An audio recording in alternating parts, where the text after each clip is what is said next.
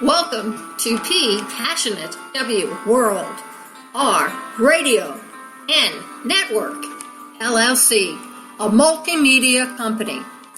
Ann Arbor, Michigan, Boston, Massachusetts, Liverpool, England, Melrose, Florida, Los Angeles, California, Fullerton, California, Washington, D.C., Chicago, Illinois are one of the many broadcast homes of PWRN, a multimedia company. The world in your hands. And now, without further ado, let me present to you one of our many hosts and their programs. Hi, this is Michelle Lee, and you're listening to TV Confidential.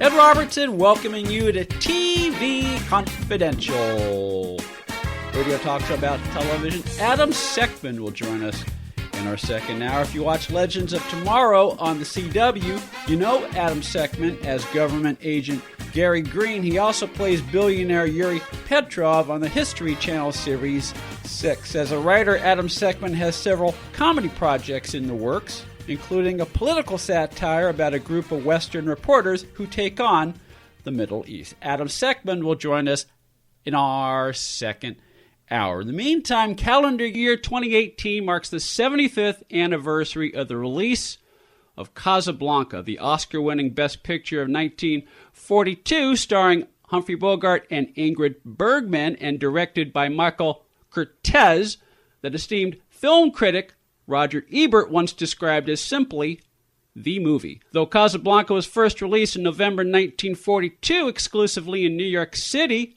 it was not released nationwide, I understand, until January 1943. And though Casablanca cemented Michael Curtiz into cinematic history, the Hungarian director had already left his mark as a filmmaker and film stylist at Warner Brothers throughout the 1930s, and in his native Hungary throughout the 1920s, producing and directing a wide array of films ranging from swashbuckling adventures and westerns to war epics, historical dramas, musicals, melodramas, and film noir masterpieces. Though others have written books on the films of Michael Curtiz, very little has been written about Curtiz himself until now. Joining us now is our friend Alan Rohde. Alan Rohde, host and producer of the annual Arthur Lyons Film Noir Festival in Palm Springs, California, and the director and treasurer of the Film Noir Foundation. Alan Rohde's latest book is Michael Curtiz, A Life in Film. Alan Rohde, welcome back to our program.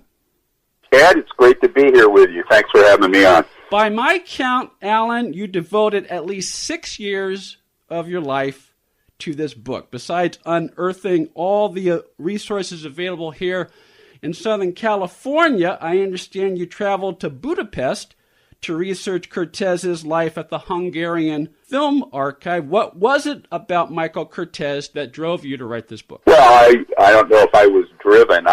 First off, I was offered to write it. A publisher asked me to write it, so that's always nice to be asked. That's a good drive. But my standard answer on why I wrote the book, Pat McGilligan, the esteemed biographer, good friend and colleague, is the series editor of these biographies at University Press of Kentucky, as well as other presses. And he and I were talking, and he said, "What are you writing now?" And I said, "I haven't made up my mind." And he said, "You should write about a film director." So I started thinking about that, and I started looking at different directors. And, you know, I'm a firm believer that the world doesn't need another biography of Joan Crawford or stuff that's been rehashed. And I started looking at Curtiz and found out that no one had really done a full-fledged biography of him in English. And then around about that time, I was out to dinner with my old chum Dick Erdman, who is literally the last person standing from the 1940s Warner Brothers character actor stock company. Dick said, "You ought to write a book about Mike. You know, Mike discovered me out of high school and told me this wonderful story, which I put in the book, about Erdman going up there doing a cold reading for Curtiz, who signed him to a 7-year contract on the spot." So it kind of coalesced around around Curtiz. And certainly it did take 6 or 7 years from the initial idea formulating in my mind to holding the book in my hand. Obviously, I was doing a lot of other things. I wasn't just working on this book for 7 years, but I'd say the last 3 years I really turned and burned to get it done. And I'm glad that I did it. I'm very satisfied with the results, and I'm very gratified with all of the great reviews and the accolades that people, not just reviewers, but people who have bought the book and read it. So it's gratifying. Okay, clarify something for me. If I remember correctly, when we chatted last time, I thought the pronunciation is Cortez and not Curtiz. Well, look, he called himself Cortez because he was born, originally his birth name was Mano Kaminer on Christmas Day, 1886. Then he changed that to Mahali Cortez, spelled Kertez, and he basically Magyarized or Hungarianized his name for show business reasons, because he was Jewish, and also to kind of cloak his Jewish heritage. And Curtiz was someone, I think, that felt very, perhaps more Hungarian than Jewish, if I can be so bold as to say that. When he left Hungary in 1919 to avoid being arrested or being shot, there was a revolution, communist revolution, and just a horrible upheaval after the end of World War I, and he went to Austria. He changed his name to Michael Cortez, using the same surname with the Kertez spelling. When Harry Warner signed him in France in 1926, and Curtiz took the boat over to New York, right then and there, Warner Brothers changed his name to Curtiz, which everyone pronounced as Curtiz, except for Michael, who always pronounced his name Cortez, going back to what he originally changed it. So my desire to point that out was to kind of set the record straight. Also, one of his granddaughters said, please point this out in the book that he pronounced his name Cortez. But on the other hand, I didn't want to launch a crusade of trying to correct people on how they pronounced his name since 1926. I have enough trouble getting people to pronounce my surname as Rhodey rather than Rhodes. So I decided to stick with the challenge I was born with and not take on another one. Okay, so for purposes of our conversation, we will call him Curtiz. That's fine. That's fine. Curtiz, Cortez, the man is the same. I just wanted to know. I remembered our conversation, Alan, so. Sure, that's fine. It's all good. It's all good. Let's see. Many of Curtiz's films are available for study, but not a lot of information about him was available beyond anecdotes and legendary tales, usually about his accent and volatile temperament. How did you overcome that? How do you piece together the story of a man's life when you have little direct information to start with?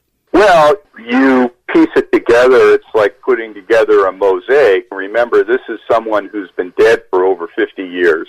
I tried to talk to everyone who knew him or worked with him. With a couple exceptions, I think I was successful doing that. I also, as you had mentioned at the top of the program, I went back to Hungary and Budapest, and not only did I go to the Hungarian Film Archive, but I made a very valuable connection with a film historian and writer, Hungarian, named Laszlo Kristin, who was invaluable to me because even though I was in Hungary for a matter of days and I did a lot of work, Laszlo and I stayed in touch, and he was actually translating 100-year-old Hungarian movie magazines where Curtiz wrote articles, did interviews, also a lot of stuff about Alex Korda and that.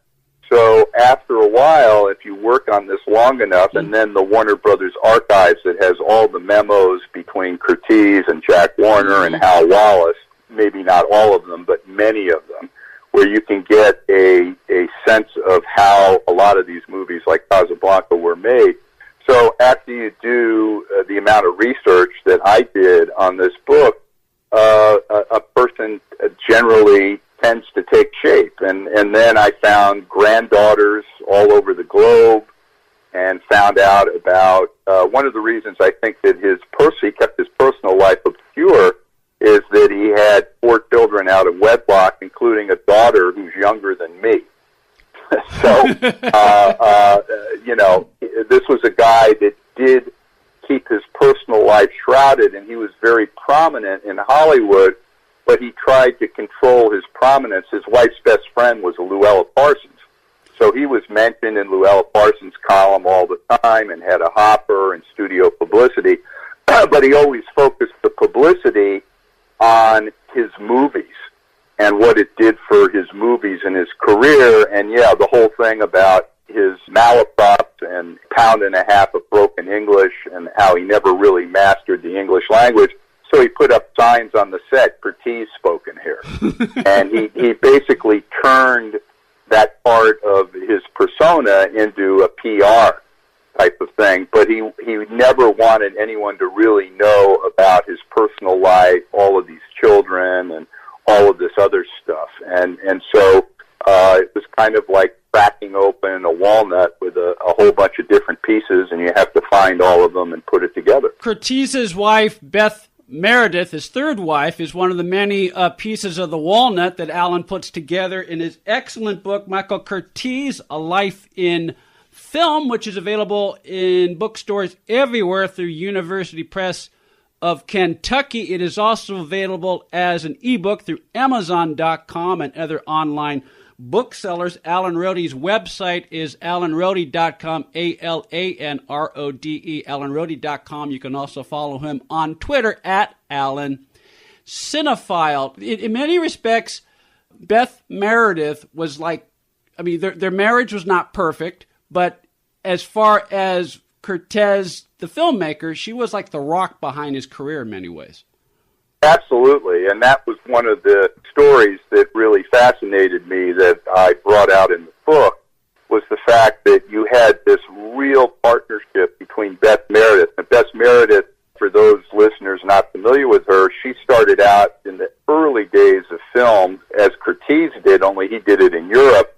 But she started out with D.W. Griffith. She had a series of movies that she made at Universal. She went to Australia, made movies. She wrote the titles for The Silent Ben-Hur.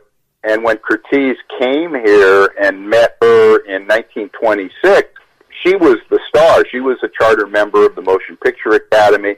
So she eased his transition into Hollywood, worked with him on his script and so forth for years. And their marriage turned out to be more of a partnership than a traditional marriage. Yeah. I mean, they ended up in separate bedrooms, and Curtiz had his affairs and so on and so forth. And Beth turned out to be someone who kind of got pseudo-illnesses so she could be waited on by nurses and an entourage and everything. But they got on, and their partnership lasted and their marriage lasted for 30 years. And one story that Julie Epstein, one of the co-writers of the Casablanca, a great Warner screenwriter, in an interview, Julie said, I wish I had audio or video of some of these story conferences with Curtiz coming in, trying to remember something and saying, "Oh, damn it, I forgot what Besky told me last night." I mean, they were truly partners, and he really, really appreciated her and loved her. But it certainly wasn't a traditional man and wife situation. On the line with us is Alan Rohde. Alan's latest book is Michael Curtiz, A Life in Film. We'll continue our conversation with Alan after this quick time out here on TV Confidential. Hi, everyone. I'm Ed Robertson, host of TV Confidential. Thank you so much for listening to our program on PWRN, Passionate World Radio Network. If you like TV Confidential or any of the other programs you hear every week on PWRN, please consider supporting this station by becoming a patron of Passionate World Radio Network through Patreon. It is easy to do. It won't cost you more than a few dollars per month. And best of all, you will help PWRN continue to educate, enlighten, and entertain our global audience of 10 million strong and growing. For more information, go to patreon.com/PWRN. That's Patreon, Patreon, patreon.com/PWRN. PWRN. And thank you again for listening. Hi, this is Leonard Maltin, and you're listening to TV Confidential. I'm a Yankee Doodle dandy, Yankee Doodle do or die. A real live nephew of my Uncle Sam, born on the 4th of July. Ed Robertson, along with our guest Alan Rohde. Alan's latest book, Michael Curtiz, A Life in Film, is a comprehensive biography of the Oscar-winning director who helped shape the early days of Warner Brothers Pictures while also embodying the entire studio system. Chuck Ross of TV Week once said that the best movies are both a history of our past and a showcase to the keys of our future. You could pretty much say the same thing about Alan Rohde's book, Michael Curtiz, A Life in Film. Besides covering the life and career of Curtiz, Alan's book provides a window into the history of film, from early 20th century Europe to the golden age of Hollywood and the often colorful people who helped brought that era to life. Michael Curtiz, A Life in Film is available in bookstores everywhere through University Press of Kentucky. It is also available as an ebook through Amazon.com and other online booksellers. Alan Rohde has several appearances coming up in the weeks and months ahead, including a presentation at the Los Angeles Breakfast Club on June 27th, a book signing at the Bryant Park Reading Room in New York City on Monday, July 2nd, and the Noir City Chicago Film Noir Festival from August 19th through August 23rd. For more information on these and other appearances, go to AlanKRohde.com, ALNKRODE, AlanKRohde.com, where you can also order an autographed edition of Michael Curtiz, A Life in Film, directly from Alan himself. You can also follow Alan Rohde on Twitter at Alan Cinephile. Alan, before we went to break, we were talking about Curtiz and Bess Meredith. Bess Meredith is also the mother of John Meredith Lucas. John Meredith Lucas, who fans of Star Trek. He took over as the producer of Star Trek in the 3rd season. He produced and directed a lot of television, and of course, he began his career at Warner Brothers, as so many other people did. And John Meredith Lucas is one of the other people who not only helped flesh out Curtiz as a person and as a character, so to speak, but he's also a character in many respects in your book. Well, first off, I didn't talk with John Meredith Lucas. He passed away in 2002 before I started this book. However, his memoir, 80-odd Years in Hollywood, was an invaluable resource for all things Curtiz. And I did work very closely with John Meredith Lucas's children, Lil and Tori and Michael particularly, and Michael, who was named for his grandfather, Michael Curtiz, and whose godmother was Luella Parsons, by the way.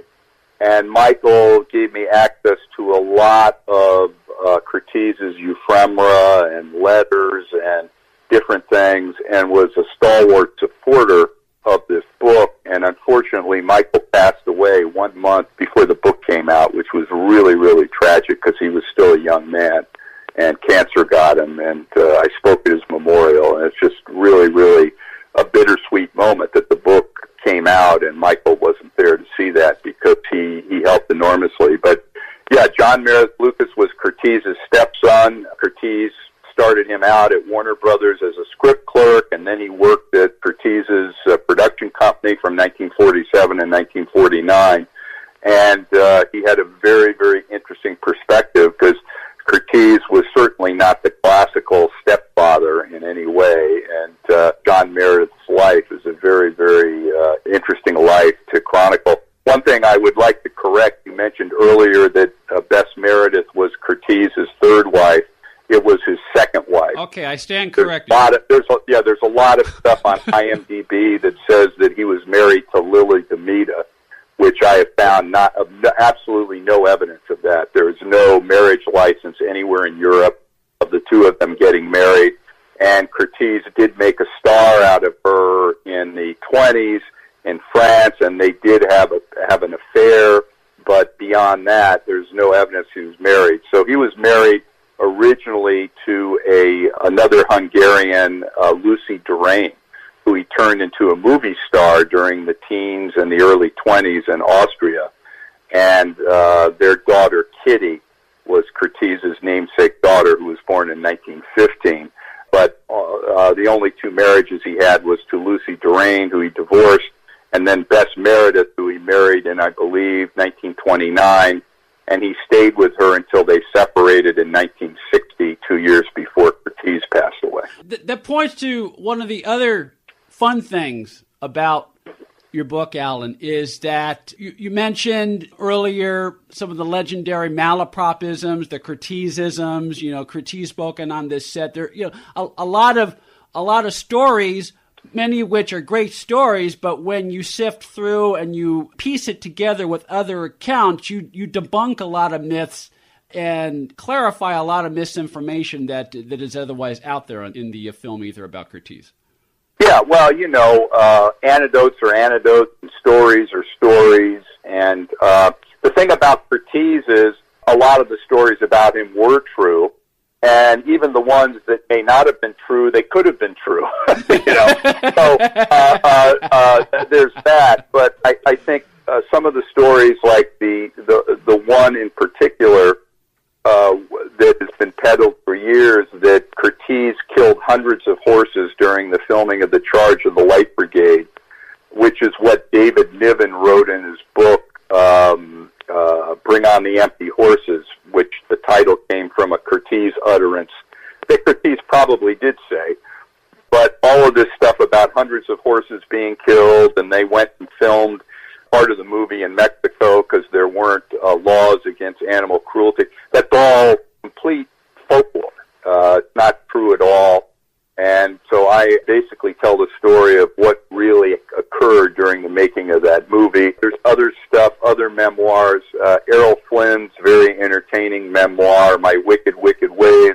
By the time Errol wrote that, I think he was nearing the end of the line in the fast lane. And some of the stuff that he wrote in the book simply didn't occur, like Curtiz taking tips off of swords during the making of They Died with Their Boots On, and Flynn attacking him. Curtiz didn't shoot one frame of that movie whatsoever. So I always felt that as a biographer and as a historian, my job was to get at the truth of some of these things that have been rewritten.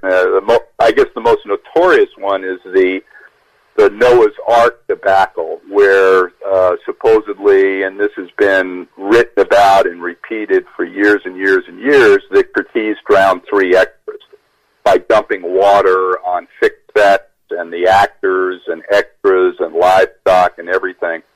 And where that actually did occur, the whole water dumping, which also Daryl Zanuck was also the one who okayed that as the producer. But there's no evidence that I could not find any documentation that anyone got killed during that. So, a lot of these stories tend to get retold and reprinted over a period of decades, and they eventually fossilize into that bedrock of Hollywood folklore that's accepted as permanent truth. And, to the degree that I can find out what really happened on these things, I figure that's what a biographer is supposed to do. On the phone with us is Alan Rohde. Alan Rohde, author, spokesman, film polymath, and the host and producer of the annual Arthur Lyons Film Noir Festival in Palm Springs, California. Alan's latest book, Michael Curtiz, A Life in Film, is a complete biography of the colorful, instinctual, yet controversial filmmaker whose best-known films include Casablanca, Yankee Doodle Dandy, Mildred Pierce, and White Christmas. Alan's book shows how Curtiz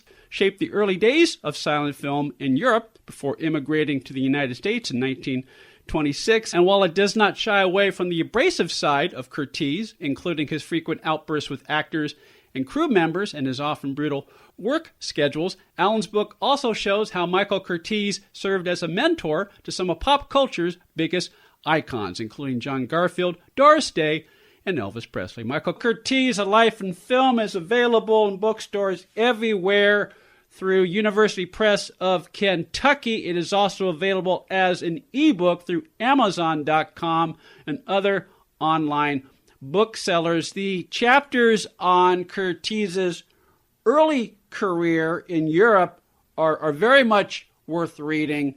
Alan, because they point to many attributes of Curtiz, good and bad, that carried with him when he came to Hollywood in 1926, for example.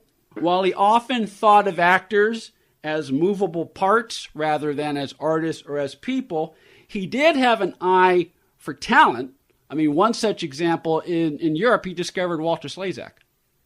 That's correct. That's correct. And that's a great Slezak story that told how Curtiz encountered him in a cafe where Curtiz was there with Lucy Durain, and this was not the Walter Slezak, the guy in Lifeboat, the Nazi U-boat commander hiding water, or the fat guy in a white suit in the 1940s film noir. This was, he was very slim, very handsome in those days. Very much so. And Curtiz plopped himself in front of him and said, I have imagined you. And Slezak thought that this guy was out of his mind, someone with this thick, so that I imagined you. You are a handsome young man, and you are going to be in my epic Sodom and Gomorrah. Yeah. And so from that, Slezak ended up in the movie, and his career started. But yeah, Curtiz had an eye for talent, and he developed a instinct for cinema that is second to none. And he was probably one of these guys like Raoul Walsh and some of the other people of that vintage, his contemporaries. They couldn't tell you why they did certain things or how they did certain things. They just did it because they knew, and it was instinctual. And Curtiz's eye for talent, I mean, Walter Slezak, he put John Garfield in his first movie. He put Errol Flynn in his first movie, although I have to give more credit to Jack Warner being persistent to drumming on Hal Wallace and Curtiz to use him. He discovered Doris Day, Danny Thomas. I mean, there were so many people that Curtiz spotted and saw and put in their first movies that it's not just a coincidence. There's no doubt that he had an eye for talent and an instinct for filmmaking, where if he didn't have a script, he could still accomplish something on the film. And as I looked through the Warner archive and the files on all these films, I would find out that, well, let's use Curtiz to shoot the beginning of Anthony Adverse. Let's use Curtiz to finish a bunch of scenes in Mark Woman, because the director is going on a honeymoon. And so he was like the guy that Hal Wallace and Jack Warner could take and put in any situation, and he would get the movie done in a very quick and skillful way. And so he had an instinct for film that was second to none.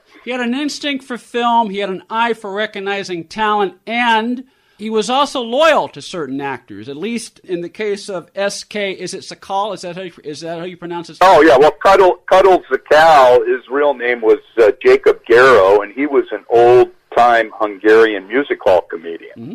So he knew Curtiz back when both of them were young men in Budapest. And you come up with someone you've known, and now you're in America at Warner Brothers. And Curtiz was responsible for casting Sakal as Carl in Casablanca, because he thought, not because Sakal was a buddy, but because he knew that Sakal's humor would leave in things and be good for the story. And in fact, when you watch Casablanca, his part is he becomes a major player in this. Yes. Is the eye rolling and the jowl shaking and giving Rick kudos for letting Joy Page and her husband book passage to get out of Casablanca by letting him win at the roulette wheel and all of this other stuff. So, I mean, he was right about that, but he was loyal to, he would always try to bring on more extras if he was shooting near the holidays, during Christmas. And I've encountered memos where Wallace, always watching every nickel, would say, "Why are you keeping these people on? We need to let them go." But he wanted people to get paid and so forth. So he could be very tough on actors. He could be very tough on the so-called little people, bit actors, the sound. He always kind of harbored a grudge against the sound mixer.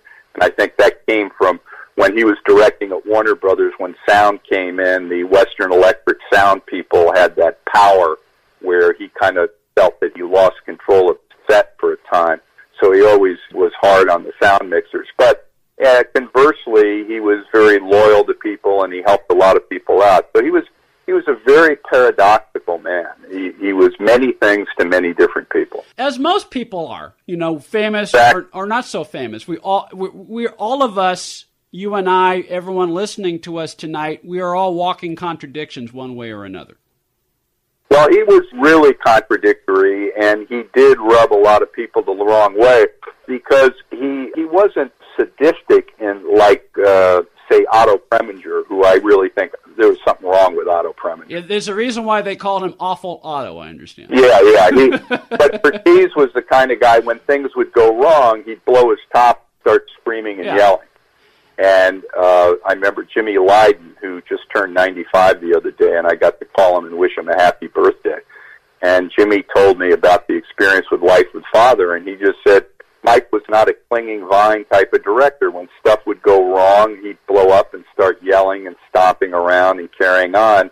And, a lot of people can't put up with that. I mean, I couldn't put up with that, I don't think. But then conversely, people like Doris Day, Garfield, Anne Duran, a lot of people loved working for him because he was stimulating, he knew what he wanted, and so forth. Anne Blythe told me, she said, I adored Mike. I absolutely adored him. And I remember when she told me that, I almost dropped the telephone, and I said, what, that wasn't what I expected to hear. And I said, what made you feel that way? And she said, because he was always in my corner from day one. I think he also had an affinity for actors who were professional, they were on time, they knew their lines, hit their marks and all that other stuff, but that would do stuff for the betterment of the picture. Okay, like Cagney, for example. Cagney disapproved of Curtiz personally because how he could just mistreat the little people, and in fact confronted him on at least one occasion about that. But he also respected Curtiz for his ability as a director, and Cagney did not have a lot of respect for directors. And in essence, James Cagney directed himself. Mm-hmm. So they worked really well together. So I think actors who were into their own self-aggrandizement, or who were late and didn't know their lines and caused those type of problems, those were the actors that he had heart with, I think. On the line with us is Alan Rohde. Alan's books include Charles McGraw, film noir Tough Guy, and Michael Curtiz, A Life in Film. Michael Curtiz, A Life in Film is available in bookstores everywhere through University Press of Kentucky. It is also available as an ebook through Amazon.com and other online booksellers. One of the cool things about reading a book like Michael Curtiz, A Life in Film, particularly today, Alan, is that at any given chapter, you can whip out your smartphone, as I did on several occasions, and watch clips of some of the most famous scenes of the many films that Curtiz directed and which you talk about and give the backstory of throughout the Michael Curtiz, A Life in Film. One such example of me stopping and watching the film, while I was reading the backstory, was the famous sword fight scene in The Adventures of Robin Hood. And besides showing Curtiz's penchant for detail and his gift for filming action, it also shows his penchant for shadow. When did Curtiz first develop his affinity for shadow?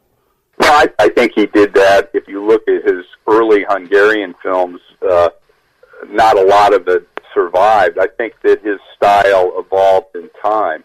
And I think during the 1920s, when he was making films for Sasha Films in Vienna, and you look at some of his epic films, and I think that style developed over time. Also, as the technology changed, he changed with it. I mean, this is a guy who made his first film in 1912, and he ended up transitioning from silent films into sound, dolly track, modular heads, two-stripe Technicolor, full Technicolor, and he directed the first film shot in VistaVision, White Christmas, at Paramount in 1954.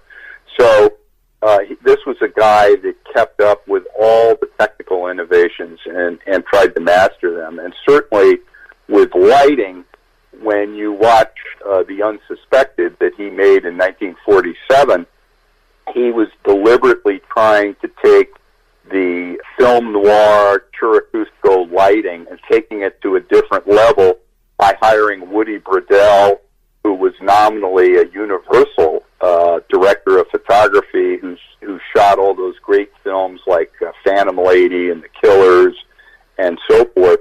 And he worked with Bradell, and if you watch The Unsuspected, particularly the first 2 to 5 minutes, it's just a visual stunning feast of shadows and camera movement and going from mirrors to outside a train window to down the street into a Peekskill, New York hotel room with a guy listening to the same radio broadcast. I mean, he's just visually with the camera, he was just extraordinary. On the line with us is Alan Rohde. Alan's latest book is Michael Curtiz, A Life in Film. We'll continue our conversation with Alan after this quick time out here on TV Confidential. Hi, everyone. I'm Ed Robertson, host of TV Confidential. Thank you so much for listening to our program on PWRN, Passionate World Radio Network. If you like TV Confidential or any of the other programs you hear every week on PWRN, please consider supporting this station by becoming a patron of Passionate World Radio Network through Patreon. It is easy to do. It won't cost you more than a few dollars per month. And best of all, you will help PWRN continue to educate, enlighten, and entertain our global audience of 10 million strong and growing. For more information, go to patreon.com/PWRN. That's Patreon, Patreon, patreon.com/PWRN. And thank you again for listening. Hi, this is Jacqueline Smith. You're listening to TV Confidential. Did I upset your plans? You've come to Nottingham once too often. When this is over, my friend, there'll be no need for me to come again. Ed Roberts with a reminder that actor and writer Adam Sekhman will join us in our second hour. We hope you'll stay tuned for that. In the meantime, our guest this hour is Alan Rohde. Alan Rohde, author, spokesman, film polymath, and the host and producer of the annual Arthur Lyons Film Noir Festival in Palm Springs, California. Alan's latest book, Michael Curtiz, A Life in Film, is a complete biography of the colorful, instinctual, yet controversial filmmaker whose best-known films include Casablanca, Yankee Doodle Dandy, Mildred Pierce, and White Christmas. Michael Curtiz, A Life in Film is available in bookstores everywhere through University Press of Kentucky. It is also available as an ebook through Amazon.com and other online booksellers. We touched on Curtiz's relationship with James Cagney. I want to ask you about his rapport, his relationship with some of the other actors he worked with. We mentioned Robin Hood, and you briefly mentioned Errol Flynn's biography. He worked with Flynn on many occasions, including Flynn's first picture for Warner Brothers, but theirs was not an easy relationship, wasn't it? No, and particularly on the part of Flynn. Flynn hated him. He hated him, and I think there were a number of reasons for that. Number one, he did not like the way Curtiz treated actors or horses. Number two, he felt constrained by Warner Brothers continually putting him in these swashbuckling action roles with either a gun or sword in his hand, because he was the action hero and that was what was making money. And Flynn really felt that he was being turned into kind of a juvenile comic book caricature. I don't think Errol realized who else could play the adventures of Robin Hood better than Errol Flynn. Right. I think no one, with all due respect to Douglas Fairbanks, but that was a previous generation. But I don't think anyone could play these roles better than Errol Flynn. But at the time, he didn't realize it. So he felt he was being typecast, and then he was put into Westerns, starting with Dodge City. He was very uncomfortable as an Australian playing such an American genre, and he had to be kind of filibustered and talked into that, and he eventually relaxed and did that. But Errol was a hedonistic guy, but he also there was an element of self-loathing. He felt kind of like acting in these movies and doing all this stuff wasn't really serious. And he wrote some novels, including Beam's End, which is actually a pretty good book, and so forth. So there was that. And on Curtiz's part, he resented Flynn because Flynn was late, and Flynn didn't know his lines, and Flynn would come in hungover.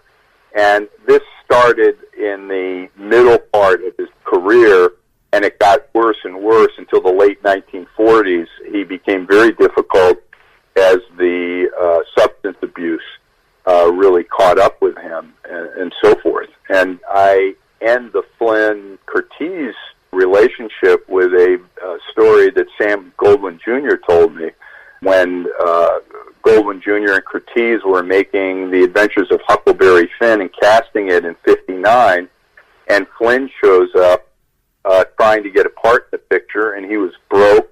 He was dying. Sammy told me that he was so dissipated that he barely recognized him. And he said that Mike treated him beautifully and let him down very, very gracefully. And at one point, Flynn gestured at Curtiz, and he said, well, this man here was my career. And then when they went home that day, Goldwyn and Flynn rode together, and they would usually talk about what they were going to do tomorrow and what happened today on the set. And he told me Curtiz was silent, and when he pulled up to drop him off, he had tears in his eyes, and he said, actor studio can make actor, but only God can make star. And so Curtiz recognized Errol Flynn's unique talent and had adapted himself to the star system in Hollywood. And he really, in the end, he really respected Flynn for what Flynn was. A great movie star, an outstanding actor that he's never given credit for, and felt that. And I hope Flynn did too. But you know, they made, I think, 12 movies together or 11 movies, something like that. And then the last one they made together was Dive Bomber in '41. And at some point near the end of that movie, based on my research, Flynn actually attacked Curtiz and started choking him.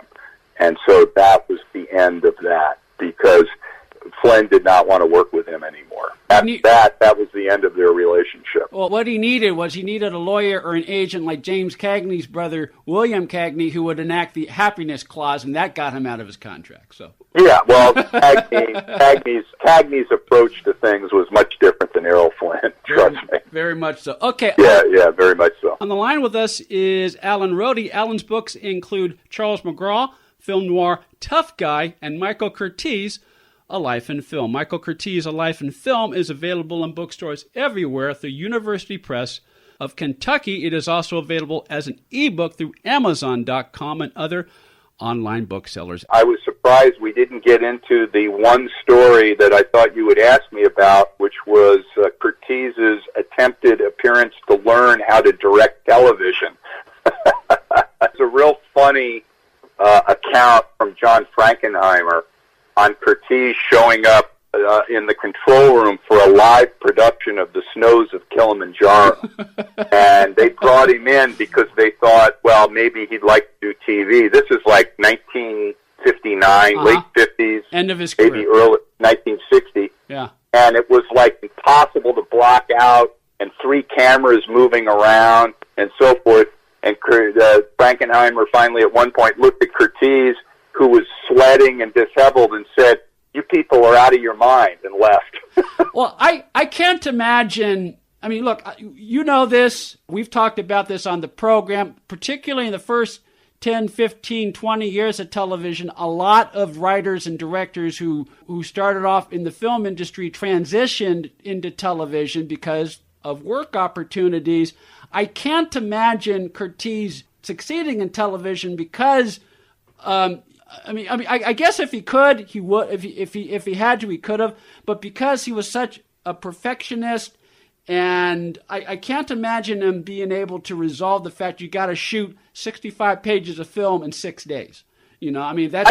I think he could have adjusted to that. I think that the thing was, by the time television really came around, he was an old man. Yeah, that's true. And you know, when you're like 70 years old in your late 60s, you simply don't have the juice that you used to have. So I think that has a lot to do with it. Interestingly, he was the one that initially conceived the notion of producing a TV series based on Rin Tin Tin. And he approached the owner of Rin Tin Tin, and the guy decided not to get involved with Curtiz, probably because Curtiz was Curtiz and he was old and maybe the money wasn't right or how he presented it. But subsequently, this guy, The Adventures of Rin Tin Tin, did get on the air, and it stayed on the air for 5 or 6 years. You know, Curtiz was I can call him a visionary, but when all the movie moguls were trying to figure out what to do to checkmate television in the early days, the Jack Warner and Zanuck, Curtiz gave an interview to Earl Wilson, and he said, we keep having these meetings on what to do. He said, it's easy for me to see. The word is amalgamate. Yeah. You know, I mean, he knew that the studios had to embrace television, and he said eventually it's going to happen, but right now they can't see it. So he was far from stupid. But I think by the time TV became such a thing, he was so wedded to motion pictures, and he was too old, and certainly he was too old to cope with the rigors of early live television. That was a young man's job. That was very much a young man's job. Indirectly related to television, Curtiz, early in his career at Warner Brothers, he directed one of the first, if not the first, Perry Mason pictures that Warner Brothers produced in the 30s. And as you point out in Michael Curtiz, A Life in Film, that is arguably the best of the Perry Mason films made in the 30s. Oh, I don't think it's even arguable. I think it's clearly the best, and it's in a way, it's almost a comedy. Yeah. In fact, I had that on the other day. It was on TCM, and I just was eating something, and I'd taken a break, and I turned that on, and then he does a fade out where they say, we'll have to go, Perry Mason and his buddy, Olin Howland, who I love, who's the coroner in this movie. Well, we'll have to take a look at the body at the morgue, and they're all at Fisherman's Wharf eating lobsters. And then the next scene is, you see a thing, county morgue, and then the camera drops down to a welcome mat. It's a very fast-paced, funny film, which is what Hal Wallace and Curtiz wanted to do, and I think it's great entertainment. It's funny, so I'm a big fan of that film. And I really am. And apropos of nothing, Alan, we mentioned Alan's other book is Charles McGraw, film noir. Tough guy. I mean, just to make this a full circle sort of thing. Charles, sure. if Charles McGraw, if I got my facts right, he played Rick in the short-lived television adaptation of Casablanca, correct? That's correct. That show lasted 8 episodes. Yeah.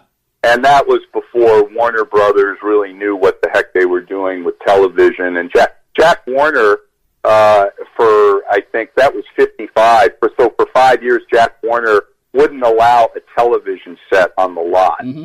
This is the type of mentality that the moguls had. That, we'll just pretend television doesn't exist, and we'll figure out something. But yeah, that show lasted 8 episodes, and they recycled some of the characters from the original movie, like Ludwig Stussel and Marcel Dalio and a couple other places. But the scripts were awful, and they turned Rick into like this international social worker. It was not with all due credit to McGraw, it wasn't a very good show. It was not a classic. Right off the air, and Curtiz actually directed McGraw in a very bad film called The Man in the Net that was made in 1959 that the Mirisch brothers produced with Alan Ladd, Carolyn Jones, Charles McGraw, and Michael McGreevy, who played one of the children actors in the cast, told me a story that in the McGraw book that McGraw went up on his lines and Curtiz made him shoot like 35 takes before humiliating him in front of the whole company.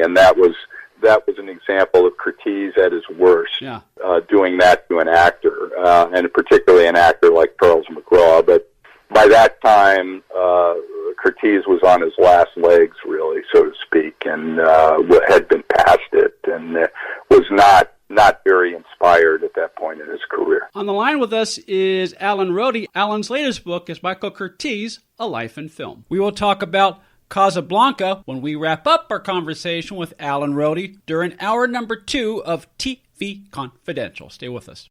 Hi, everyone. I'm Ed Robertson, host of TV Confidential. Thank you so much for listening to our program on PWRN, Passionate World Radio Network. If you like TV Confidential or any of the other programs you hear every week on PWRN, please consider supporting this station by becoming a patron of Passionate World Radio Network through Patreon. It is easy to do. It won't cost you more than a few dollars per month. And best of all, you will help PWRN continue to educate, enlighten, and entertain our global audience of 10 million strong and growing. For more information, go to patreon.com/PWRN. That's Patreon, Patreon, patreon.com/PWRN. And thank you again for listening.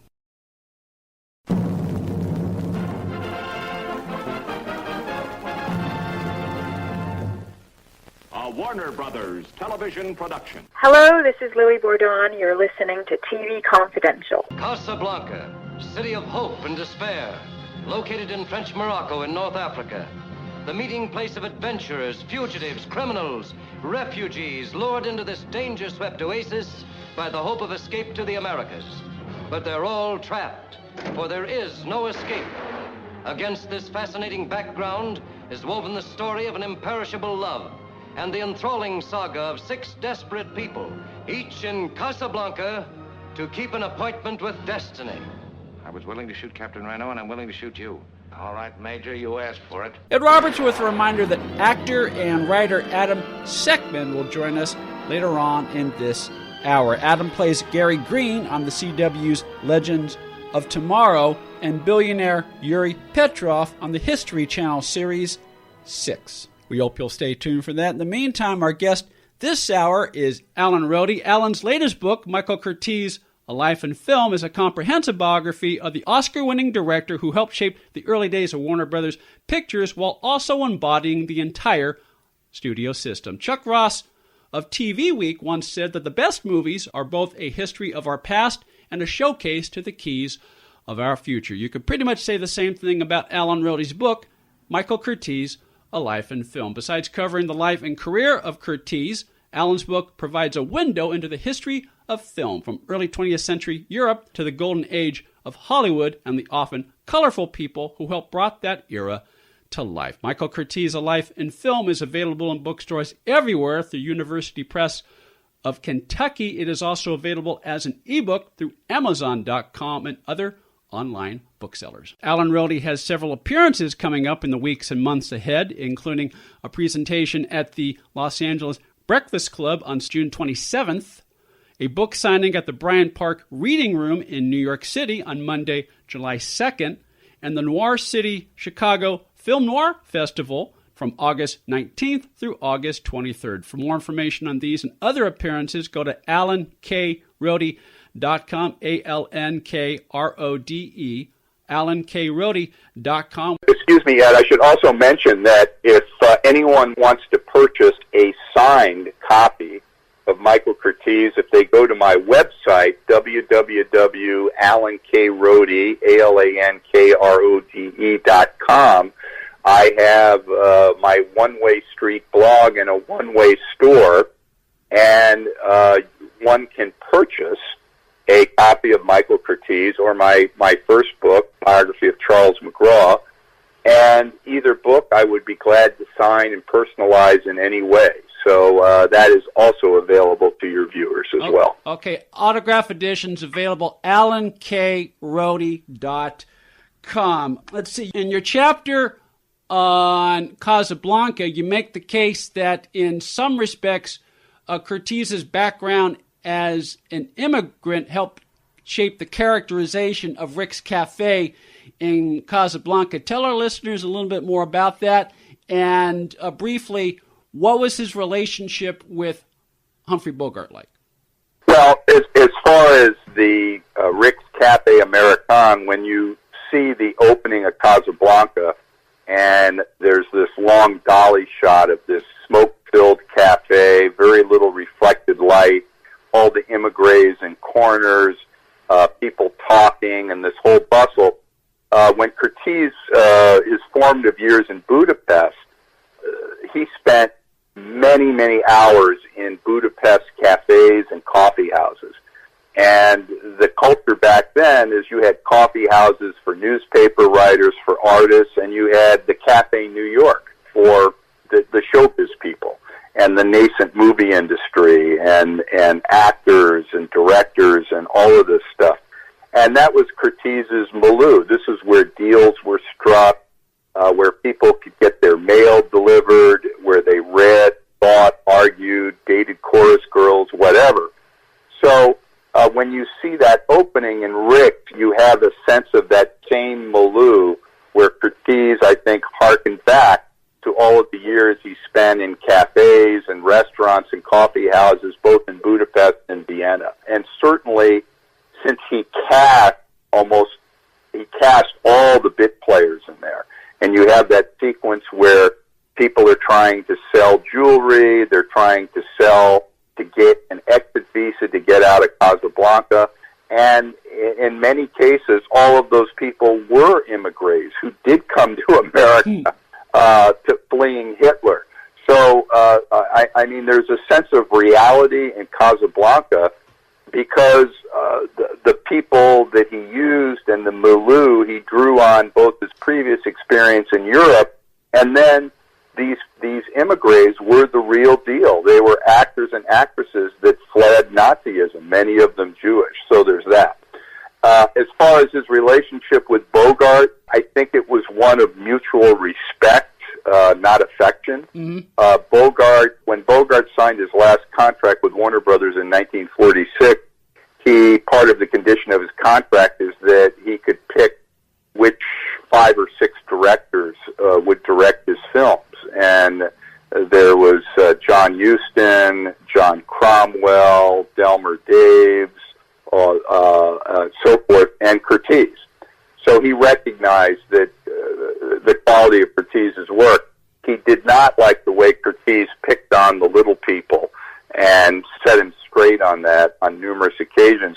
And he also schooled his wife, Lauren Bacall, who Curtiz directed in Brightleaf, how to behave and how to deal with Curtiz and so on and so forth.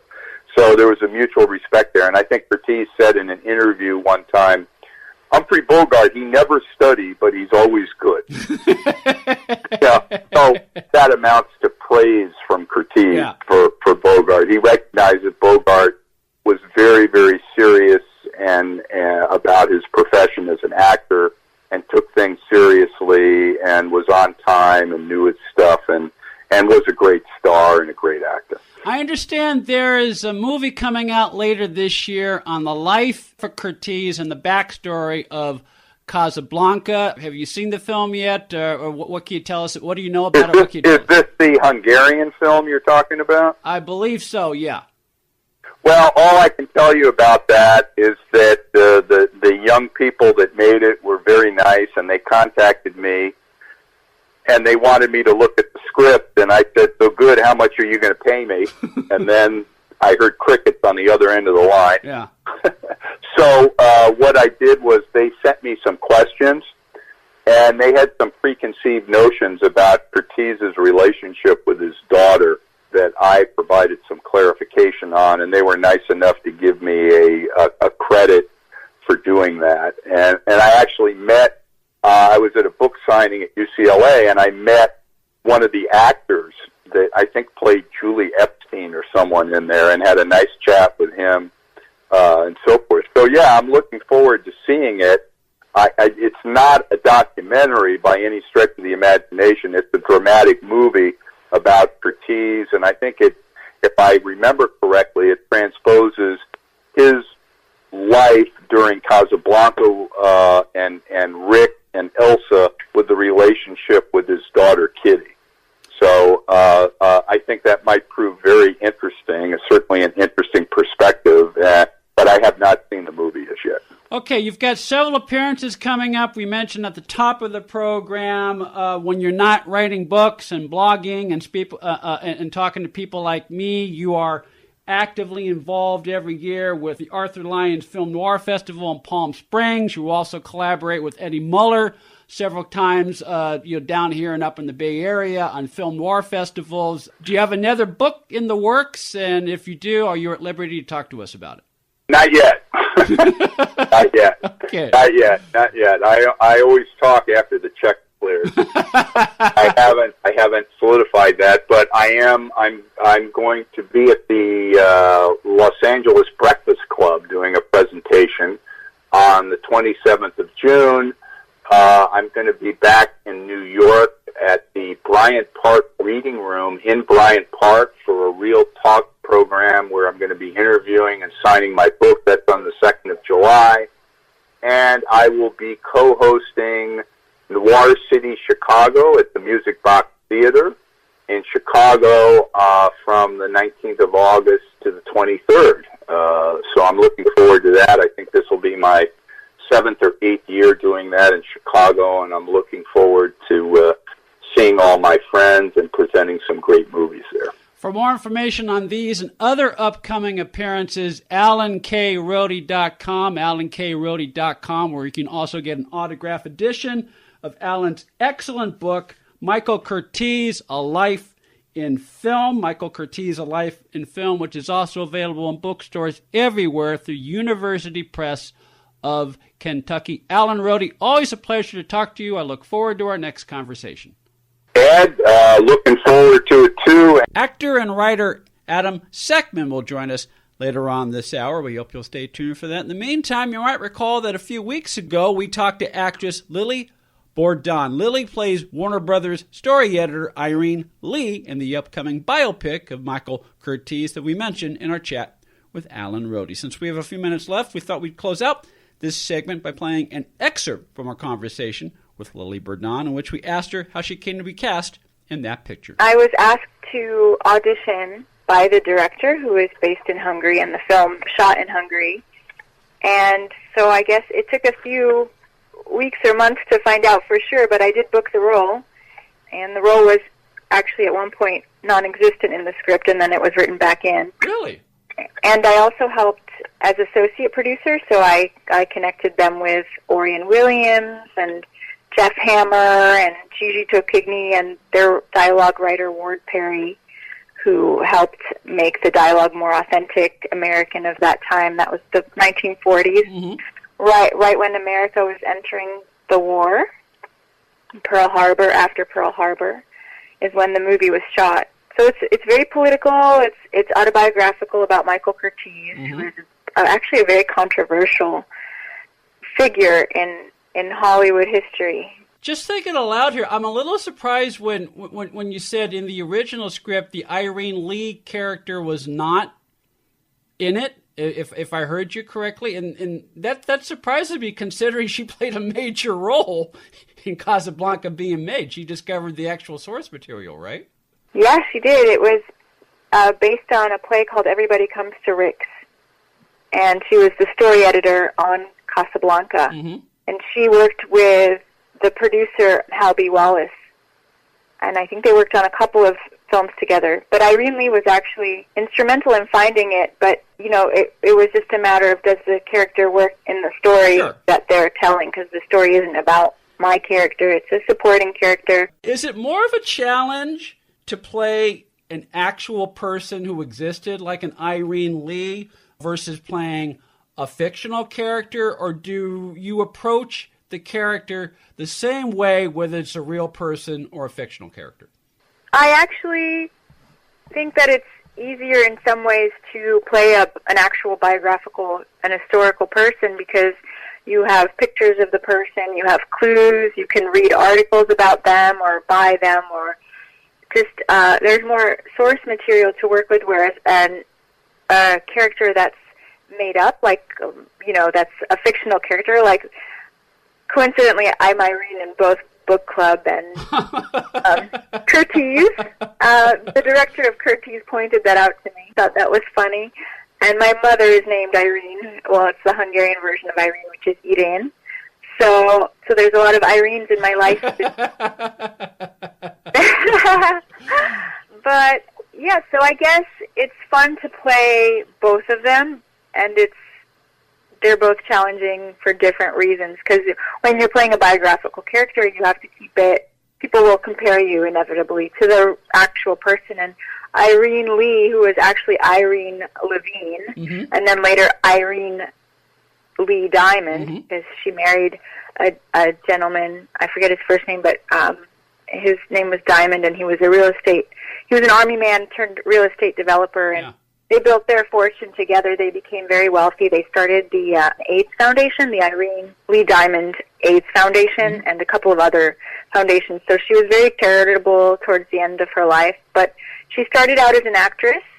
That didn't work out. She became a story editor for Warner Brothers, and that's where she found her success. Lily Bourdon, the actress who plays Warner Brothers story editor Irene Lee in the upcoming biopic Curtiz. You can hear our entire conversation with Lily Bourdon at televisionconfidential.com as well as youtube.com/TV Confidential. We'll take a quick time out, then Adam Sekhman will join us here on TV Confidential. Hi everyone, I'm Ed Robertson, host of TV Confidential. Thank you so much for listening to our program on PWRN, Passionate World Radio Network. If you like TV Confidential or any of the other programs you hear every week on PWRN, please consider supporting this station by becoming a patron of Passionate World Radio Network through Patreon. It is easy to do. It won't cost you more than a few dollars per month. And best of all, you will help PWRN continue to educate, enlighten, and entertain our global audience of 10 million strong and growing. For more information, go to patreon.com/PWRN. That's Patreon, Patreon, patreon.com/PWRN. And thank you again for listening.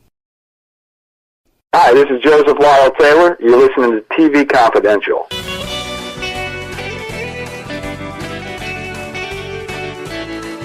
Ed Robertson welcoming you back to TV Confidential, radio talk show about television. We've talked before about how curiosity is an essential trait for any artist to have, especially if you are a writer or an actor. That has certainly been the case with our next guest, Adam Sekhman. If you watch Legends of Tomorrow on the CW, you know Adam Sekhman as Gary Green, the bumbling, neurotic government agent who works for the Time Bureau. If you watch the History Channel Series 6, you know Adam as Yuri Petrov, the oil billionaire. Adam has also appeared on such top network, cable, and streaming shows as Hawaii Five-0, Two Broke Girls, Transparent, 24, NCIS Los Angeles, How I Met Your Mother, Young and the Restless, Rizzoli Isles, and The Mentalist. Adam Sekhman originally set out to become a businessman, but it was idle curiosity, I understand, that led Adam to a career as an actor and a writer. He also has several other projects in the works. We'll ask him about that and more just a second. First, Adam Sekhman, welcome to TV Confidential. Wow, thank you, Ed. What a wonderful introduction. That's, I'm shocked by all the things I've done. Well, the idea, Adam, is to make the guest larger than life, because this is radio. This is theater of the mind. So we're trying to build an image that theater of the mind. Let's penetrate those minds, Ed. Let's penetrate those minds.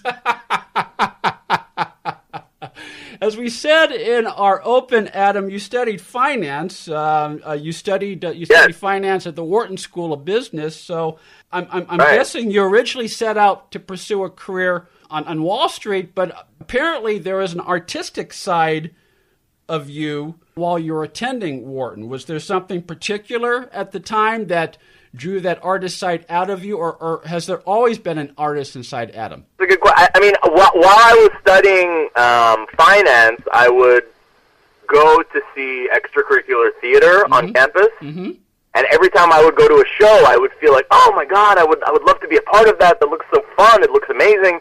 And a friend of mine asked me to audition for her theater company, like an on-campus student theater company, but the unique thing about this theater company was that it was specifically created on campus for Orthodox Jews, meaning that they didn't perform or rehearse on Friday night, on the Sabbath, because if you're Orthodox, you're not supposed to be doing work, you're supposed to be resting. So I said, okay, so I auditioned, and they brought everyone into a room that they liked for this particular show, and they said, look, we like all of you guys, but the issue with this particular show is that the lead, male and female, they have to kiss one another.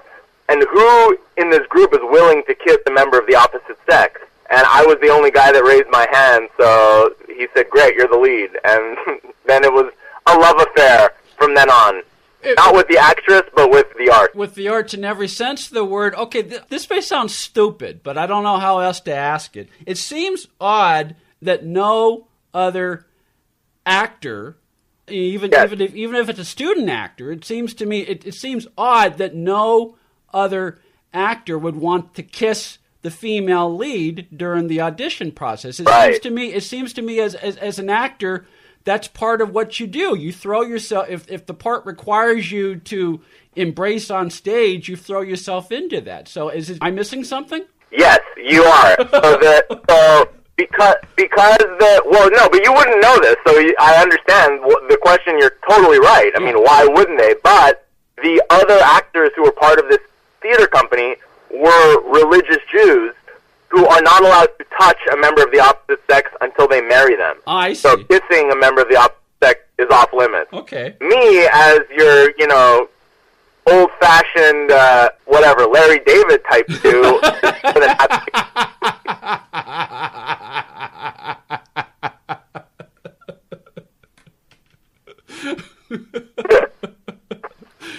Sorry. So anyway, yeah. And while I was doing that play, I just fell in love. Okay, all right. No, that makes sense to me now. Okay, all right. So you fell in love with the theater. I understand the play that you got that first role for was a Neil Simon play. Yeah, Neil Simon play called Fools. What was it like to perform the words of Neil Simon right off the bat? Well, nerve-wracking just because,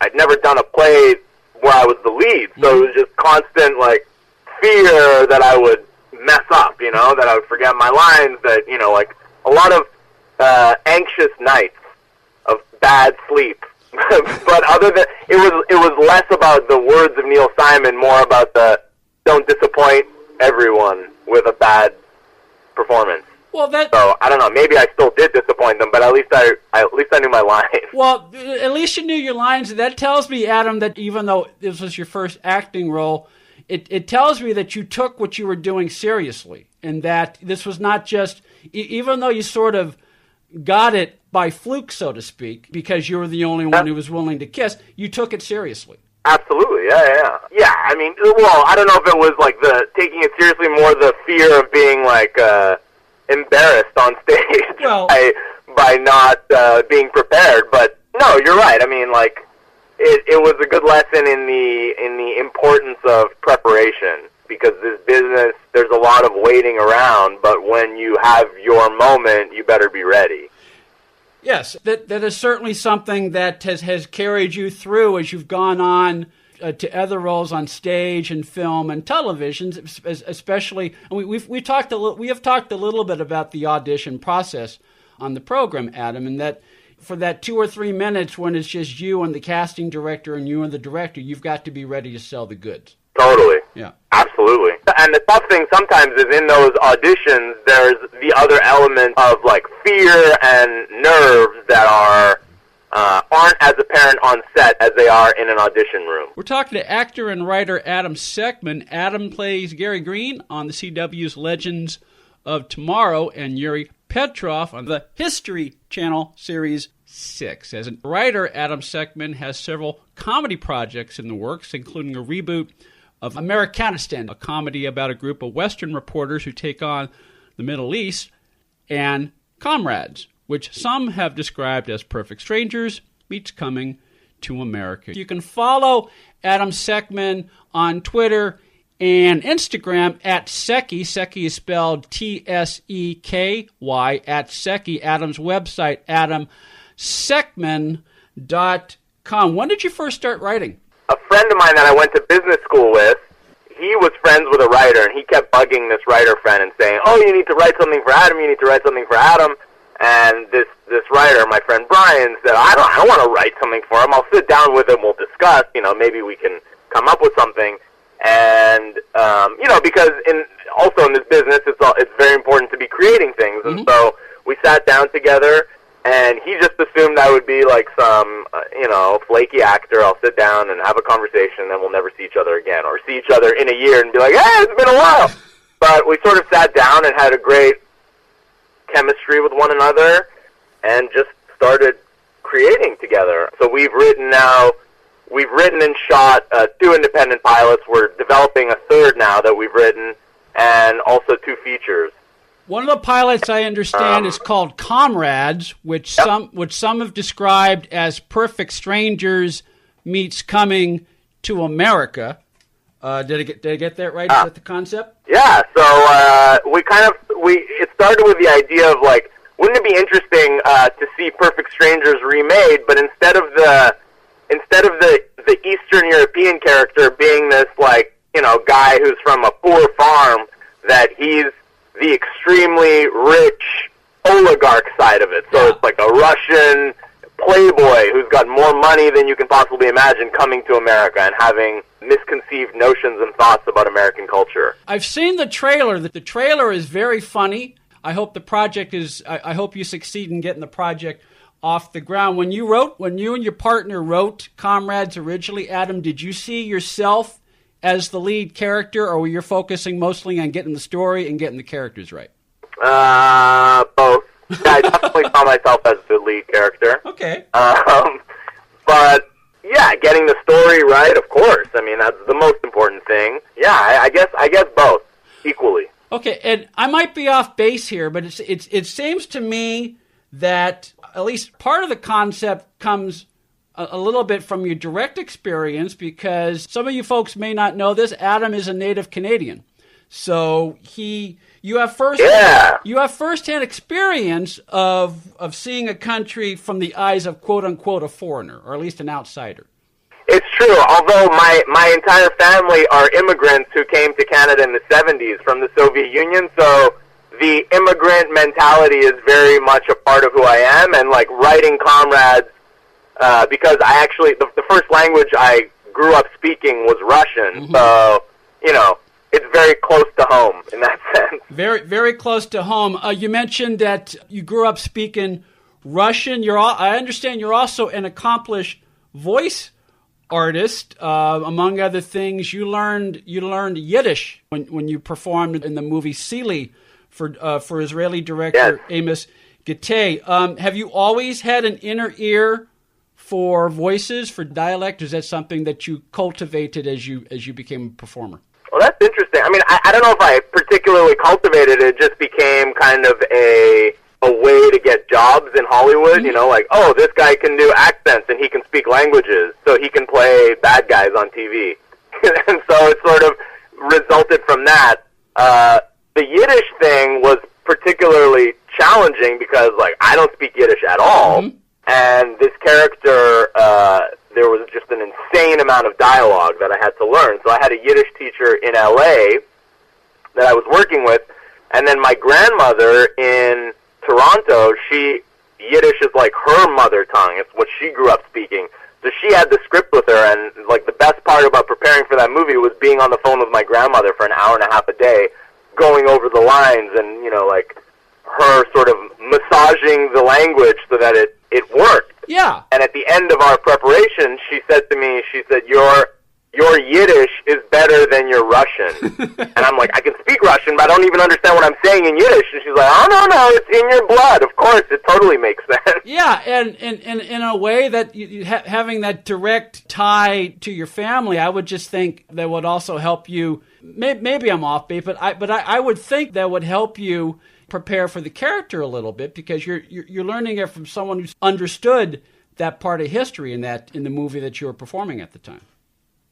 Totally. No, absolutely. Definitely. Okay. Going and then shooting the movie overseas was also just a great experience, really fun. Just looking at your IMDb list of credits, you seem to be able to go from comedy to drama, to very serious roles, very menacing roles, to very farcical roles. Is that something you set out to do deliberately, or is that something that more or less evolved in the course of going from role to role? Yeah, I think it evolved naturally. I'm more naturally inclined to do comedy, but it's also fun being the bad guy.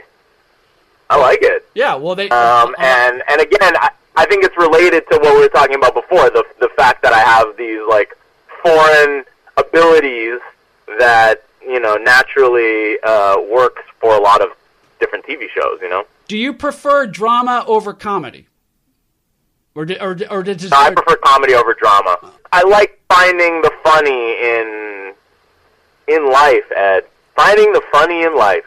That was cheesy, but whatever, I'm owning it. Yes, you are owning it, and we're owning our time with Adam Sekhman. Adam Sekhman, who plays Gary Green on the CW's Legends of Tomorrow, and Yuri Petrov on the History Channel series 6. Adam can also be seen in the upcoming action feature Dragged Across Concrete. That's a visual.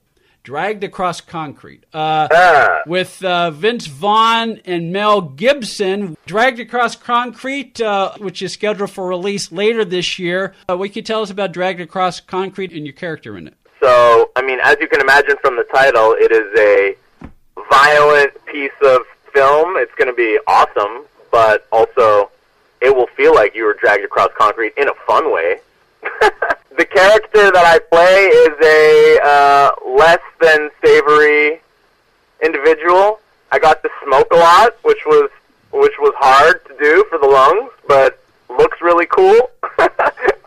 I don't know what else I'm allowed to say. Well, you committed yourself to the character, even if it means, if the character was to smoke, you spoke, because that's what an actor does. An actor commits himself to whatever he needs to do. Like I said, every time I say dragged across concrete, my face hurts, because it's like that's a really visual title. Your face is going to hurt with emotion when you see it, Ed. I like that. Your face will hurt with emotion. Dragged Across Concrete, coming out in theaters later this year. Earlier, you talked about, as a writer and as a performer, you look for the funny in life. Now, one of the other project that you have, the other comedy project that you've written and are developing, is called Americanistan, and it is a comedy. Americanistan. I stand corrected. Americanistan, a comedy about a group of Western reporters who take on the Middle East. What inspired you to write that? Well, we just thought, there's a lot of, every time you hear about the Middle East, it's always tragic, it's always sad, it's always war, it's always just negative, and we kind of wanted to put a comedic spin on it. We're trying to laugh at dictatorship, censorship, misogyny, and try to, turn those frowns upside down, while still dealing with horrible things, but, the Middle East is also really funny. Well, I watched the trailer, and there seems to be sort of a Daily Show type of vibe to it, in that it's a satire, and yeah, to do a satire correctly, you have to understand what you're writing about, and obviously, totally. You do that. From what I've learned about you, you're a pretty well-informed guy. So when you make jokes, it's grounded in reality. I try to be well-informed. Yeah, of course I am biased due to my upbringing, sure, and, being born and raised in the West. Obviously it's different. Mm-hmm. But, yeah, definitely. We also have, people on that, our producer, he was born and raised in Iran, and the director of the episode was born and raised in Lebanon. So we have, an international perspective. My writing partner is from Texas. So there's a lot of different opinions that help to structure it. But yeah, I try to stay well informed, and I just think there's a lot of comedy to be mined out of that if people aren't afraid to do it. Well, that kind of touches on my next question. There seems to be, it seems to me there's a fine line to straddle if you're writing about big time. Yeah. So do you worry about going too far, or how do you know if you've gone too far, or is the point to get a reaction from the viewers? To a certain extent, yes. I mean, I personally, it's hard for me to sense that I'm going too far, but I think I recognize when it's getting, like, when it turns into something that's offensive. Mm-hmm. You know, we're not trying to be offensive, but we also, you know, there are certain elements in, you know, and Americanistan doesn't take place in a specific country. It's fictional, but there are places where, you know, for example, in Saudi Arabia, women just got the right to drive. You know, it's horrible, but if you put an American in that situation, it can also be funny. Yeah. Make it funny. So it depends on the view you take of these situations. Well, the way you look at it.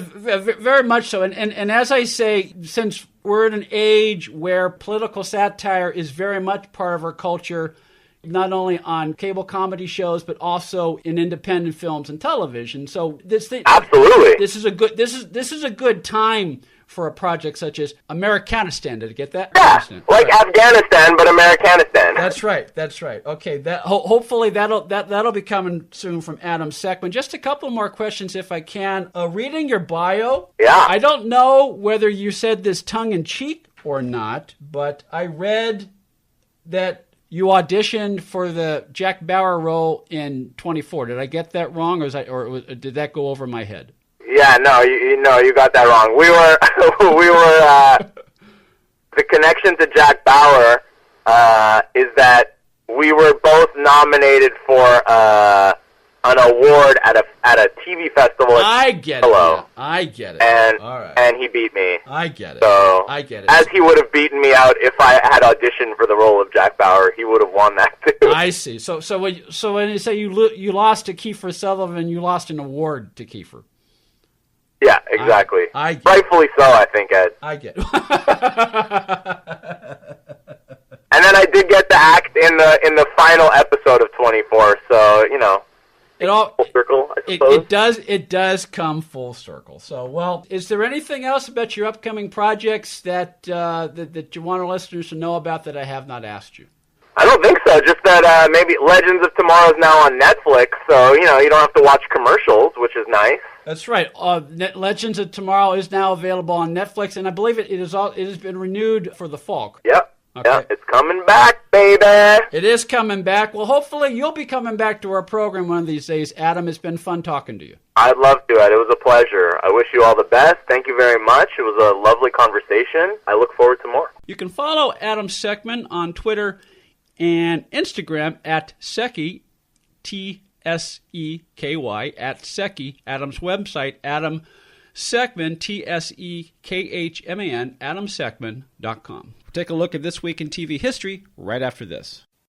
Hi, everyone. I'm Ed Robertson, host of TV Confidential. Thank you so much for listening to our program on PWRN, Passionate World Radio Network. If you like TV Confidential or any of the other programs you hear every week on PWRN, please consider supporting this station by becoming a patron of Passionate World Radio Network through Patreon. It is easy to do. It won't cost you more than a few dollars per month. And best of all, you will help PWRN continue to educate, enlighten, and entertain our global audience of 10 million strong and growing. For more information, go to patreon.com/PWRN. That's Patreon, P-A-T-R-E-O-N, patreon.com/PWRN. And thank you again for listening.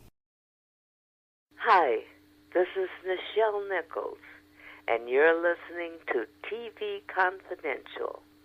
Aren't we all lucky?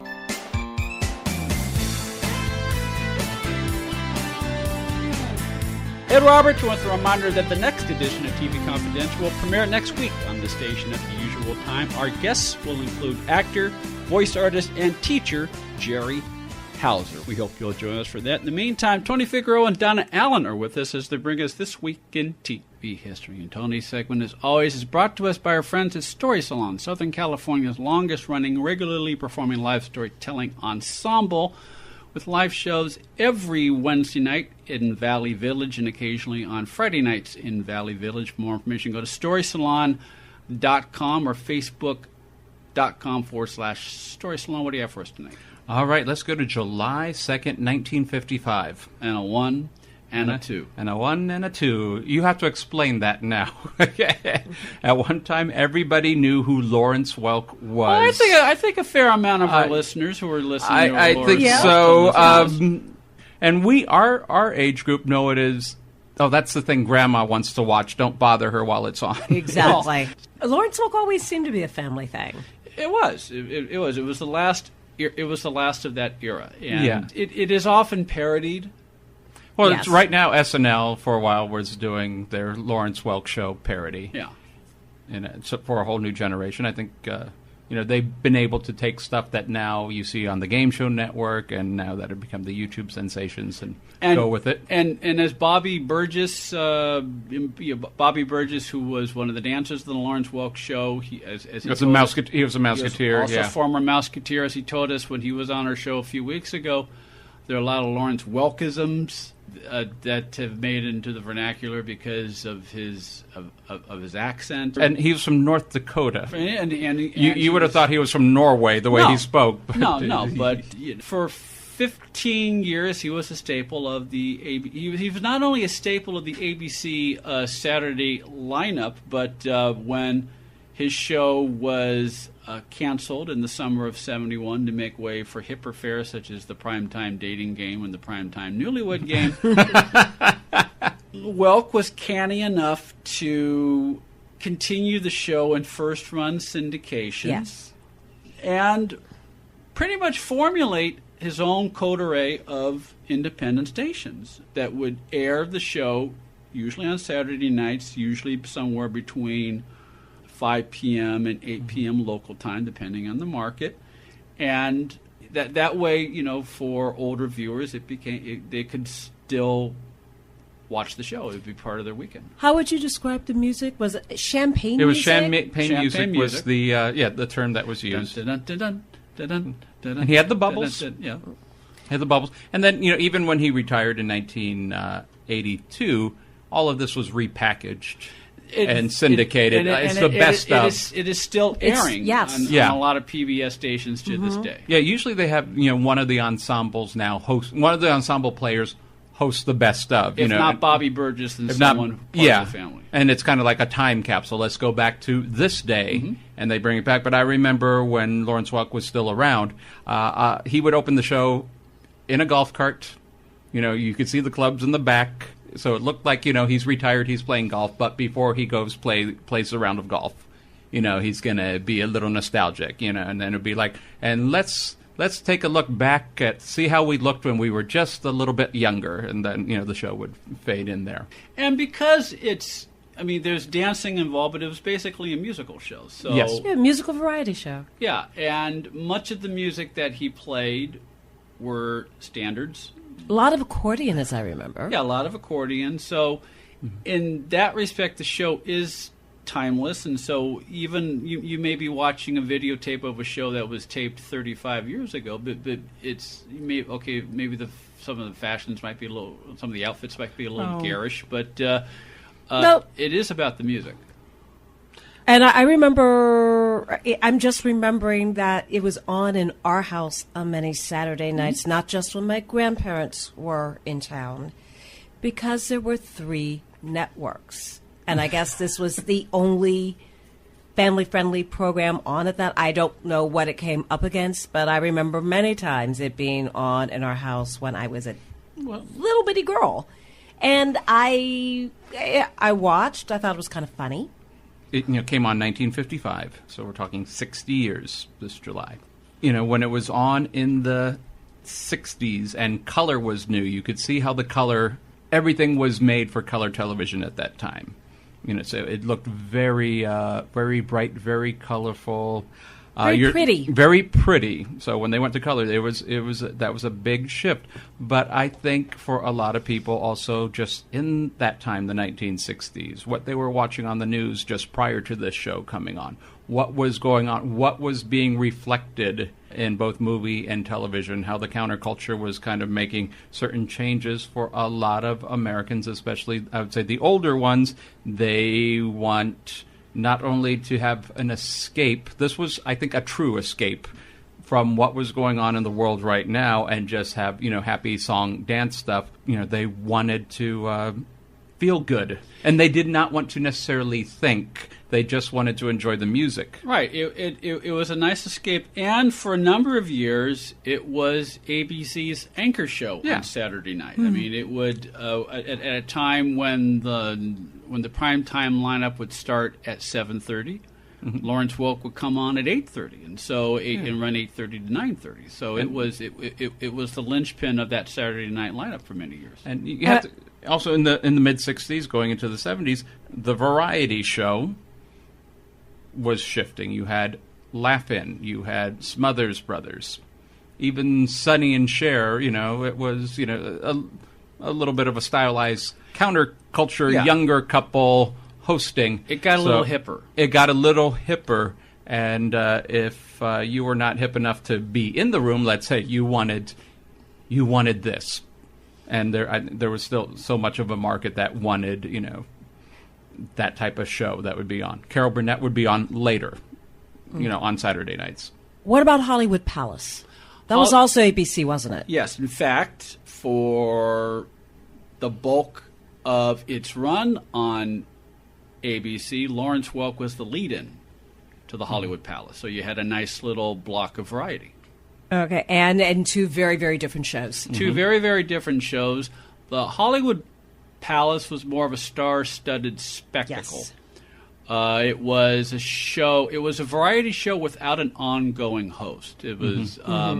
It morphed out of the ill-fated Jerry Lewis variety show from the fall of 1964, where they built this.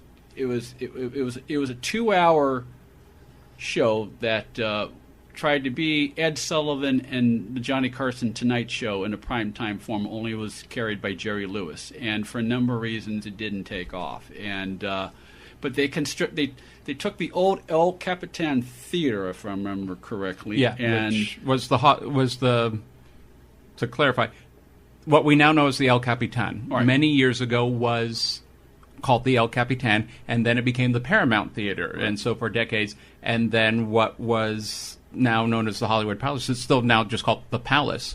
For a while, that was referred to the El Capitan. Bob Hope used to do a radio show there where Desi Arnaz was his band leader, and if you look at any of the old material, it was from the El Capitan, which is not the theater, but it is just on Vine Street near Hollywood and Vine. Well, ABC at great expense renovated the old Capitan, El Capitan theater for this huge set for this Jerry Lewis 2-hour variety show, which tanked after 13 weeks. And they canceled the Jerry Lewis show, but they decided, okay, we've invested in the theater, we've got the time slot, let's just continue with a variety show. Only it will be sort of like an anthology variety show. Yeah, that's a good way of putting it. Yeah. In that it will not have a regular host. But it will have different musical acts, and maybe sometimes it'll have a theme like a musical show, and that is and we'll call it the Hollywood Palace, and that is how that show evolved, and it was a staple. And as we mentioned a few minutes ago, it was a staple of the Saturday night lineup with the Lawrence Welk show as its lead-in for a good 5-6 years. And that venue later would be the host of the Merv Griffin show for several years. That's right. If you remember the teasers, before the show would come on, like, during other shows, Merv would always say, and tonight from the Hollywood Palace, and he would have the setup over there. He would later move down to his own studio just a little bit further down Vine, closer to Sunset. And, that's now a shopping complex. That would have been before he took the show to Caesar's Palace. Yes, and for a while he was alternating between Las Vegas and Hollywood. And so he did the and then he stayed in Vegas for a good while. And then that became a nightclub called The Palace. And, which I believe it still is. I believe it still is. I think it's undergone several owners. I remember when I played Little League, one of my teammates, my coach, owned The Palace. And I believe he purchased the last D in the Hollywood sign when it was redone back in 1979. So now it's just Hollywood. Wood, yes, he bought 1D. Oh, he bought the D, so it's just He bought the D at the end. So it's just Hollywood. Yeah. No D. No, he didn't buy. He paid to have it redone. I see. Andy Williams bought the W. I see. Alice Cooper bought a letter. Hugh Hefner. Hugh Hefner, I think, got the H. I was being silly. Yes. Lawrence Welk came on, or started, let's say, when television was growing across the country. So just to put things in perspective. Sure. It was, television would have started in the late 40s. It was a very expensive toy for people. Not only television growing, but ABC was growing. ABC was growing, yeah. ABC was not a full network at the time. No, they did not have affiliates in all the markets. CBS and NBC did. But you had television in New York, you had television in LA, you had television in Chicago, but there was a lot of spaces in between that weren't getting TV. It's not that they couldn't afford TVs, which a lot of them couldn't. Even if you could buy the set, you couldn't receive anything. You weren't close until coax cable was run from coast to coast. But there was a shift, and a lot of television historians would say that was also the end of the golden age, because you did have, when it was basically an East Coast thing, and then out in L.A., you had operas, symphonies, foreign films, and things like that you would also be broadcasting, not just regular television programming. But you had, Sid Caesar was on at that time.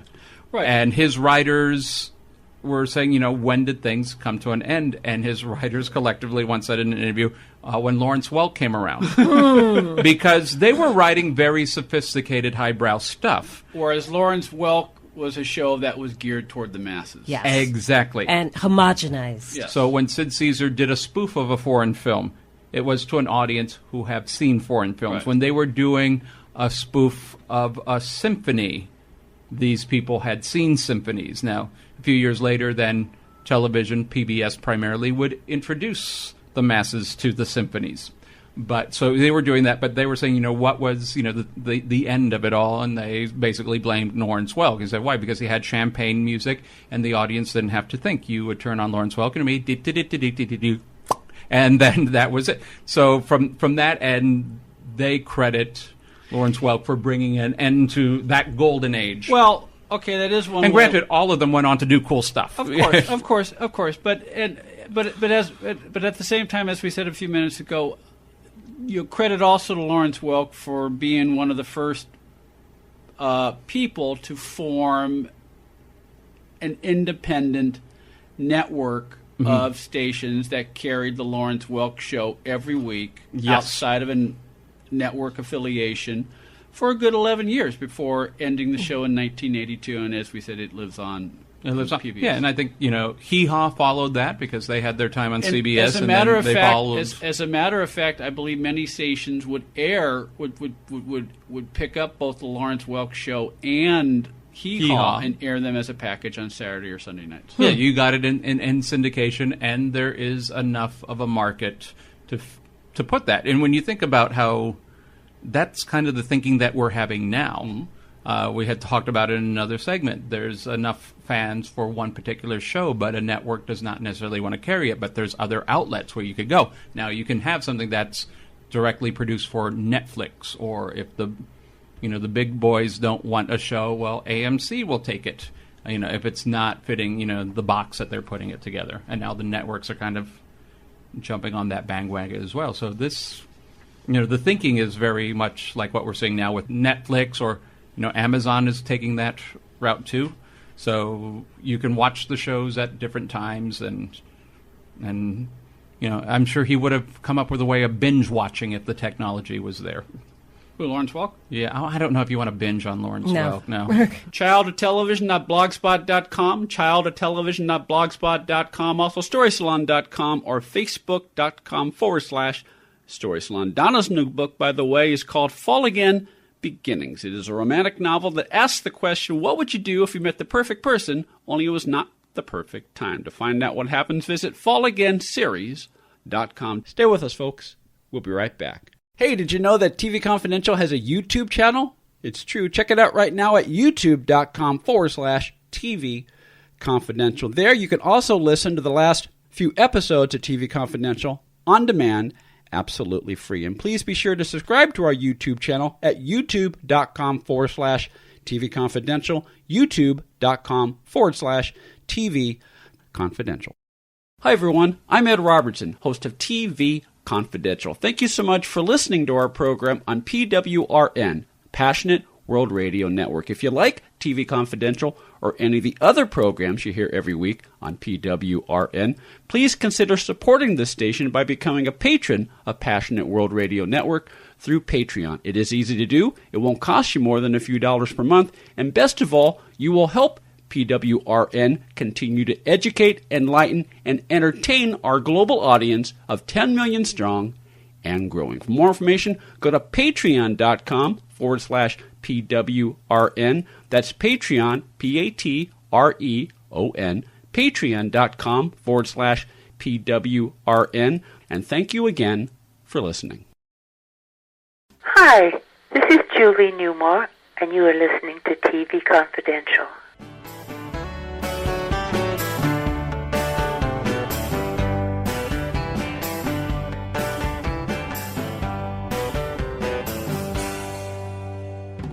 Ed Roberts with enough time to tell you that items from the career of Carl Reiner, including the famous hairpiece he wore while playing Alan Brady on The Dick Van Dyke Show, will join more than 75 comedy artifacts in the galleries of the National Comedy Center, which will open its doors to the public for the very first time on Wednesday, August 1st in Jamestown, New York. Jamestown, of course, is the birthplace of another comedy legend, Lucille Ball, while Carl Reiner is a member of the center's advisory board. For more information on the National Comedy Center, go to nationalcomedycenter.org. In the meantime, if you're planning a trip to Los Angeles this summer, be sure to stop by the world-famous Hollywood Museum, 1660 Highland Avenue in Hollywood Boulevard in the Max Factor building. Among the exhibits this summer at the Hollywood Museum is the annual Reel to Reel exhibit, which salutes the LGBTQ community's contributions to the entertainment industry. Now, in its fifth year, Reel to Reel Portrayals and Perceptions of LGBTQ in Hollywood celebrates LGBTQ icons by paying homage to those individuals who support the LGBT community. The presentation places the exhibit in the historical context of Hollywood, which is home to a large LGBTQ entertainment industry population. Highlights include costumes from Transparent, How to Get Away with Murder, Brokeback Mountain, Superstore, The Walking Dead, Empire, Transamerica, Sordid Lives, Cruising, Orange is the New Black, RuPaul's Drag Race, Ray Donovan, Mad Men, Arrested Development, Cabaret, K-11, After Forever, Orphan Black, Roseanne, Will and Grace, and To Wong Fu, Thanks for Everything, Julie Newmar.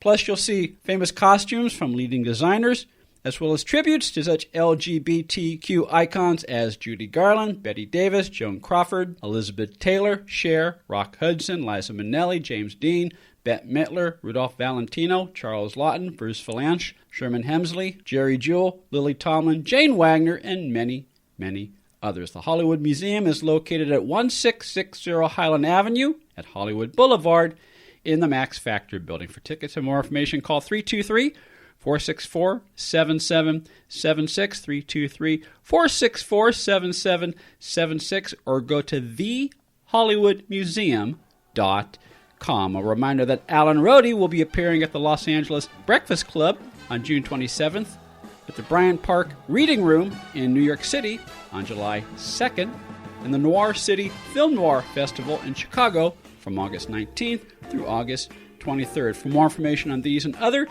upcoming appearances, go to alankrohde.com. Alan's latest book, Michael Curtiz, A Life in Film, is available through University Press of Kentucky, as well as Amazon.com and other online booksellers. Finally, a reminder that you can follow Adam Sekhman on Twitter at Seky, T-S-E-K-Y, at Seky on Twitter. That'll do it for our program tonight, folks. Ed Robertson on behalf of Tony Figueroa, Donna Allen, Phil Grice, Greg Airbar, and our producer, Chris Corman. Thank you so much for listening. We will talk to you next time on TV Confidential. Thank you for listening to Passionate World Radio Network, a multimedia company. You can listen to this program all over again at PassionateWorldRadioNetwork.com, Facebook.com/PWRN, Twitter.com/PWRN, GooglePlus.com/PWRN. Distinguish yourself from the ordinary. And remember, please keep listening.